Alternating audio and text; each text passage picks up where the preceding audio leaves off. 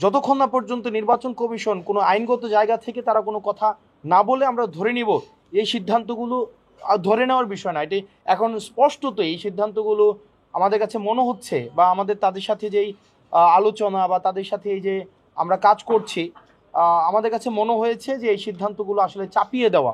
আমরা বারবার বলেছি এটা নতুন কোনো কথা না, আমাদের কাছে মনে হয়েছে, আমি গতকালে বলেছি যে নির্বাচন কমিশনের আসলে রিমোট কন্ট্রোলটা এটা অন্য জায়গায়। এই নির্বাচন কমিশনের রিমোট কন্ট্রোল এটা আগারগাঁওয়ে নাই, এটা অন্য কোনো জায়গা থেকে পরিচালিত হয়। আমরা যখনই তাদের সাথে কথা বলি মনে হয় এই ডিসিশনটা এটা তারা নিজেরা নেয় না, এই ডিসিশনটা তাদেরকে চাপিয়ে দেওয়া হয় এবং তাদেরকে আসলে এই ডিসিশনটা নিতে বাধ্য করে। তো আমরা তাদেরকে বারবার আমরা জিজ্ঞেস করেছি, তাদের এই আচরণে আমাদের কাছে মনে হয় না যে তারা একটা সুষ্ঠু নিরপেক্ষ একটা নির্বাচন তারা পরিচালনা করতে পারবেন। এবং আমরা অবাক হয়েছি এই জুলাই পরবর্তী সময়ে নির্বাচন কমিশনের একজন সদস্য, উনি সাবেক উনি জাজ ছিলেন রহমানের মাসুদ, উনি বলছেন যে নির্বাচন যদি সুষ্ঠু করতে হয়, নির্বাচন যদি অংশগ্রহণমূলক করতে হয়, সেক্ষেত্রে নাকি আওয়ামী লীগের অংশগ্রহণ প্রয়োজন।